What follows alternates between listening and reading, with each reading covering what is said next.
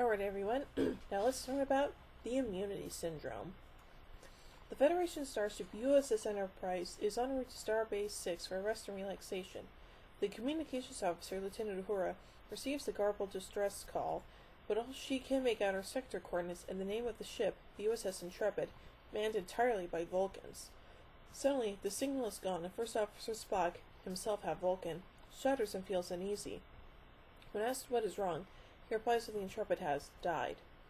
Starfleet sends a priority message to Captain Kirk in order to investigate Sector 39J, where contact has been lost with the colonies in the Gamma 7A system, and the last known position of position of the Intrepid.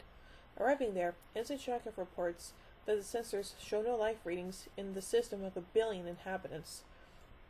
Meanwhile, Spock is checked out by Chief Medical Officer Dr. McCoy in sickbay, where he explains he felt the combined shock and terror in the minds of 400 of his fellow Vulcans aboard the Intrepid as they died. McCoy is amazed that Spock felt anything with the great distance involved between the two ships, but admits there is a lot about Vulcans he still doesn't understand. Spock returns to the bridge just as Uhura announces she has lost contact with Starfleet.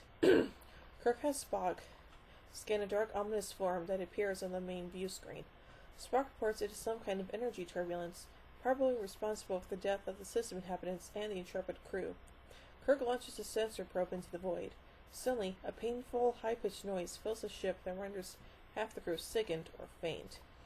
Sensor scans from the probe reveal nothing, so Kirk orders the ship to get in closer. When it does, the piercing sound returns and all the stars disappear from the main view screen. The ship is now in desolate void of nothingness.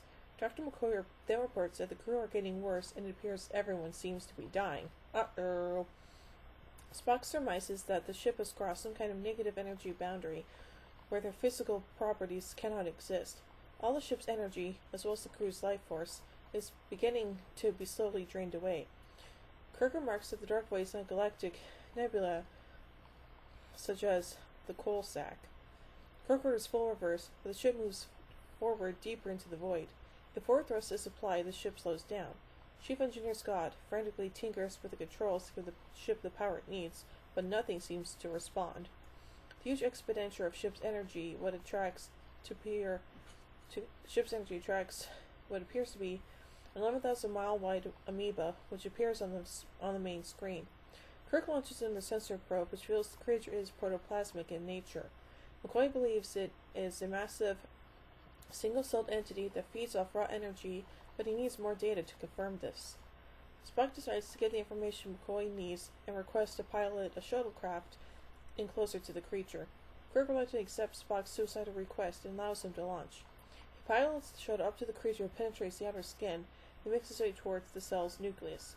Spock transmits data and keeps a log of his progress during the journey. He believes the creature may be ready to reproduce and suggests it can be destroyed from inside, but its details become garbled and then cuts off.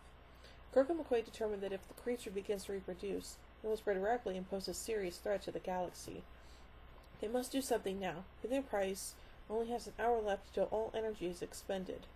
As Kirk and McCoy meet together to discuss various strategies, Kirk suddenly realizes that if various activities in the zone have an opposite effect, then using antimatter on the organism should kill it, but believes the Enterprise will have to journey into the creature. Kirk takes the Enterprise into the cell's body to plant a bomb within the creature that will destroy it. Since the thing has negative energy, Kirk orders Chief Engineer Scott to prepare an antimatter bomb with a timer set for a 7-minute delay. The bomb is fired into the cell's nucleus, and the Enterprise backs out, using what little power remains. With seconds remaining, Spock's shuttle is finally located, and Kirk tells Scotty to retrieve it with a tractor beam. When power level is nearly exhausted, the ship makes its way out of the creature just as the bomb explodes. The creature is annihilated, and the shock throws both the Enterprise and the shuttle back into normal space. Both ships survive with only slight damage, and Mr. Spock returns his craft to the ship. Whew, well, that was good, huh?